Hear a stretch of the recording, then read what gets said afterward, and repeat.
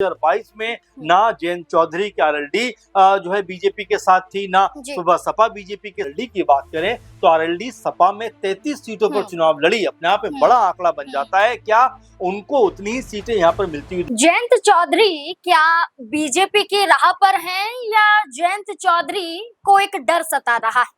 वो जयंत चौधरी जो समाजवादी पार्टी के साथ मिलकर 2022 में विधानसभा का चुनाव लड़ते हैं, लेकिन 2024 के लोकसभा चुनाव में समाजवादी पार्टी का साथ छोड़ देते हैं, भारतीय जनता पार्टी के साथ आते हैं, लेकिन खुद राज्यसभा सांसद बनकर रह जाते हैं। और उम्मीद जयंत चौधरी की है कि भारतीय जनता पार्टी मन मुताबिक इन्हें सीटें सौंपे, लेकिन क्या ऐसा हो पाएगा? क्योंकि जयंत चौधरी ही नहीं बल्कि ओम प्रकाश राजभर भी समाजवादी पार्टी के साथ ही थे, लेकिन अब वो बीजेपी का हिस्सा है, दबाव तो उनका भी रहेगा। और दो ऐसी पार्टियां जो बीजेपी के साथ हैं वो तो यही चाहेंगे कि जयंत चौधरी और ओपी राजभर के अलावा, यानी कि उनके बिना उन्हें ज्यादा सीटें मिले, जिसमें अनुप्रिया पटेल और संजय निषाद भी हैं। और भारतीय जनता पार्टी खुद ये चाहेगी कि ज्यादा सीटों पर वो चुनाव लड़े। और एक और पार्टी जो बिहार से निकल जाती है, और ना सिर्फ एक पार्टी कहेंगे बल्कि दो पार्टी कहेंगे, जेडीयू और एलजेपीआर, ये दोनों ने भी दावा कर दिया है कि उत्तर प्रदेश में इनकी पार्टी चुनाव लड़ेगी। तो कैसे बैठेगा सीटों का समीकरण एनडीए के अंदर, इस पर चर्चा करेंगे। और जयंत चौधरी की राह क्या है, मुश्किलों वाली है या फिर अब जो कार्ड वो ब्राह्मण कार्ड खेल रहे हैं, क्या इससे उनकी राह आसान हो जाएगी? तमाम सवाल है, चर्चा करेंगे। वरिष्ठ सहयोगी अमन जी हमारे साथ मौजूद हैं। सर, जिसे जाट मुस्लिम चेहरा कहा जाता था, ये कहा जाता था कि जिस तरह से उनकी जो पार्टी है, उनकी पार्टी जाट मुस्लिम और किसानों पर ही आधारित थी, लेकिन इसको तोड़ने का काम जयंत चौधरी ने अब 2027 के विधानसभा चुनाव से पहले किया है, ब्राह्मण कार्ड खेलने के जरिए। अब वो अपनी पार्टी में मिश्रा हो, शर्मा हो, इनको भी जगह दे रहे हैं, त्यागी हो, जगह दे रहे हैं इन सबको। क्या लगता है कि ऐसा बदलाव करना क्या उन्हें चुनाव में राह को आसान करने जैसा बना सकता है या मुश्किलों भरा नजर आ सकता है? देखिए, बिल्कुल इसमें कोई दो राय की बात नहीं है कि अब तक की जो राजनीति रही आरएलडी की, वो जाट प्रधान राजनीति रही है, लेकिन अब ऐसा लगता है कि जयंत चौधरी इसको आगे बढ़ाना चाहते हैं। हालांकि सिर्फ जाट प्रधान कहना भी मेरे ख्याल से कोई बहुत उपयुक्त शब्द नहीं होगा। जाट मुस्लिम की जो राजनीति है, मिश्रित जो राजनीति है, इसको करते हुए नजर आए थे, लेकिन अब ऐसा लगता है कि जो ब्राह्मण सवर्ण जो समुदाय है,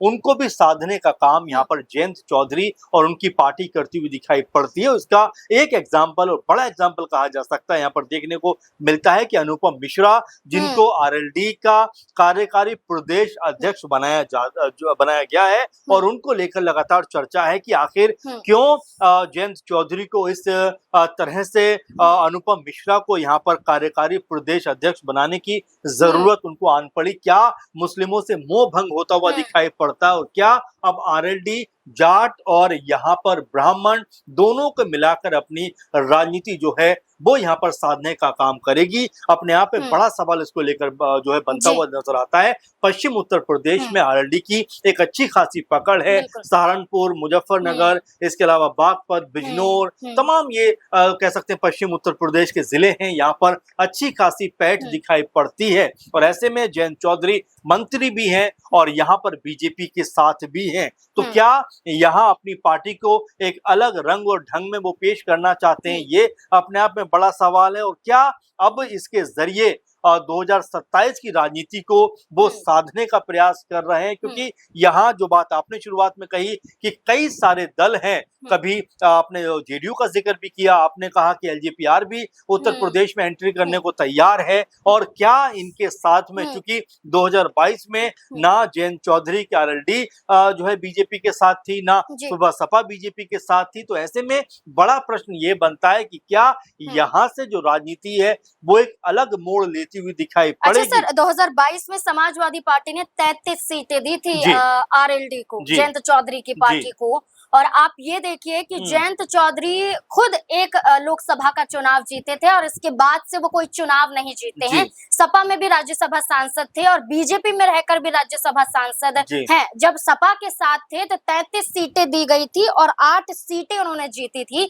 क्या लगता है कि बीजेपी इतनी सीटें उन्हें दे पाएंगी, क्योंकि बड़ा आंकड़ा है? अपने आप में ये बड़ा सवाल बन जाता है, इसलिए भी क्योंकि देखिए अगर हम 2022 की बात करें तो उस वक्त बीजेपी के साथ में जो आरएलडी, जैसा कि मैंने पहले भी कहा कि नहीं थी, सुबह सपा उनके साथ में नहीं थी। अगर जेडीयू आती है, अभी क्या स्थिति रहेगी नहीं कहा जा सकता, लेकिन वो भी उनके साथ में नहीं थी। एलजेपीआर आ रही है, क्या स्थिति रहेगी, लेकिन वो भी उनके साथ में नहीं थी। तो ऐसे में उनके साथ में निषाद पार्टी थी, अनुप्रिया पटेल की अपना दल एस थी और उनको जो सीटें दी गई थी, अपना दल को 18 सीटें, और अगर निषाद पार्टी की बात करें तो 15 सीटें, और उसके अलावा कुछ सीटें और बांटी गई और ज्यादातर सीटों पर बीजेपी लड़ती हुई दिखाई पड़ी। लेकिन अब अहम और बड़ा सवाल ये बन जाता है, क्योंकि अगर हम आरएलडी की बात करें तो आरएलडी सपा में 33 सीटों पर चुनाव लड़ी, अपने आप में बड़ा आंकड़ा बन जाता है। क्या उनको उतनी ही सीटें यहाँ पर मिलती हुई दिखाई पड़ेंगी? क्योंकि उसके अलावा भी 2024 में जब लोकसभा चुनाव हुए तो ठीक पहले की बात है, अखिलेश यादव ने जयंत चौधरी को 7 लोकसभा सीटें ऑफर की थी, लेकिन जयंत चौधरी ने उसके बाद सपा से दामन छुड़ाकर बीजेपी का जो है जो कुनबा है उसमें वो शामिल हो गए और यहाँ बीजेपी की तरफ से उनको 2 लोकसभा सीटें मिलती हैं। हालांकि ये और बात है कि दोनों लोकसभा सीटें जो यहाँ पर आरएलडी है वो जीतती हुई दिखाई पड़ी थी, लेकिन अब यहाँ क्या वैसा मैजिक होता हुआ दिखाई पड़ेगा? क्या जो सीटें आरएलडी को ऑफर होंगी क्या वो उसको एक्सेप्ट करते हुए दिखाई पड़ेंगे, या अभी भी आपस में कोई तकरार की स्थिति यहाँ पर बनती हुई दिखाई पड़ेगी? बिल्कुल, तकरार की वजह भी बड़ी है और सीटों का बंटवारा भी मुश्किल बीजेपी के लिए हो सकता है।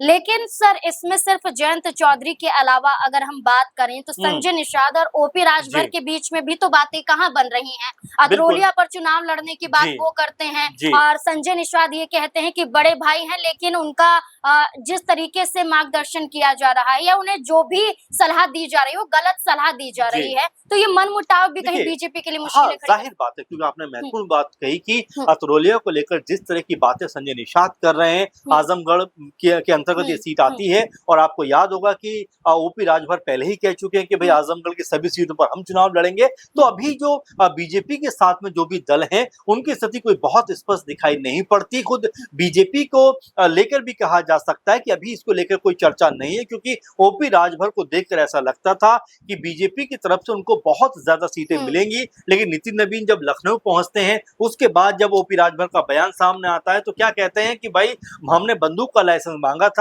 लेकिन हमें कट्टे का लाइसेंस मिला। तो ये अपने आप में देखने को मिलता है कि अभी बहुत ज्यादा स्थिति सामान्य नहीं है और यहाँ पर जो एनडीए कुनबे के लोग हैं उनके जो बयान निकलकर सामने आते हैं उससे तो ऐसा कम से कम लगता है कि आपस में कोई तालमेल दिखाई नहीं पड़ता, और हो सकता है कि ये तालमेल अगर अभी दिखाई नहीं पड़ता तो ये बड़ा मनमुटाव का रूप लेता हुआ नजर भी आता है। बिल्कुल, अगर पश्चिमी यूपी की बात करें और सिर्फ जयंत चौधरी की बात करें तो पश्चिमी यूपी में कुल 26 सीटें हैं और 11 सीटों पर जयंत चौधरी की पार्टी आरएलडी का प्रभाव है। और अब जाट, मुस्लिम और किसान से इतर हटकर अलग राजनीति करने के लिए जयंत चौधरी तैयार हो चुके हैं। अब देखना होगा कि जिस राह पर जयंत चौधरी निकले हैं क्या कामयाब हो पाएंगे या यही उन्हें मुंह की खानी पड़ सकती है। क्या लगता है 2027 के विधानसभा चुनाव से पहले सीट बंटवारे को लेकर आपसी सहमति बनेगी और जयंत चौधरी की राह क्या आसान होगी? अपनी राय कमेंट सेक्शन में जरूर दें इस पूरे मुद्दे को लेकर। धन्यवाद।